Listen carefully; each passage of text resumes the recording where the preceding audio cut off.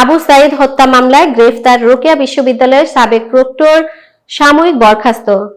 বৈষম্য বিরোধী ছাত্র আন্দোলনে গুলিতে আবু সাইদকে হত্যার ঘটনায় কারাগারে থাকা রংপুরের বেগম রোকেয়া বিশ্ববিদ্যালয়ের সাবেক প্রক্টর শরীফুল ইসলামকে চাকরি থেকে সাময়িক বরখাস্ত করেছে বিশ্ববিদ্যালয় প্রশাসন।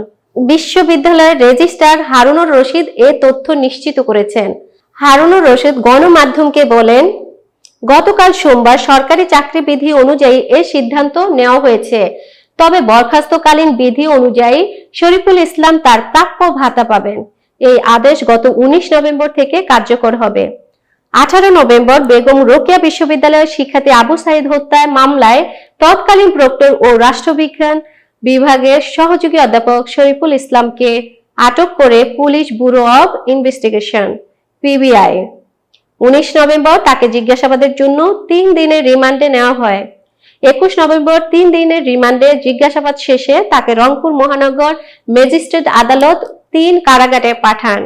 গত 16 জুলাই রংপুরে বৈষম্য বিরোধী আন্দোলন চলাকালে পুলিশের গুলিতে আবু সাইদ নিহত হন।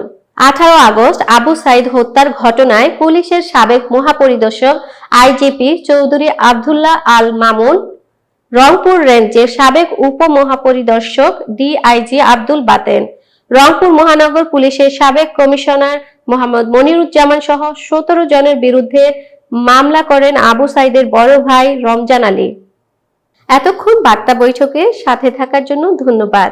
নতুন নতুন তথ্য ও সংবাদ পেতে বার্তা বৈঠকের ইউটিউব চ্যানেল ও ফেসবুক পেজের সাথেই থাকুন।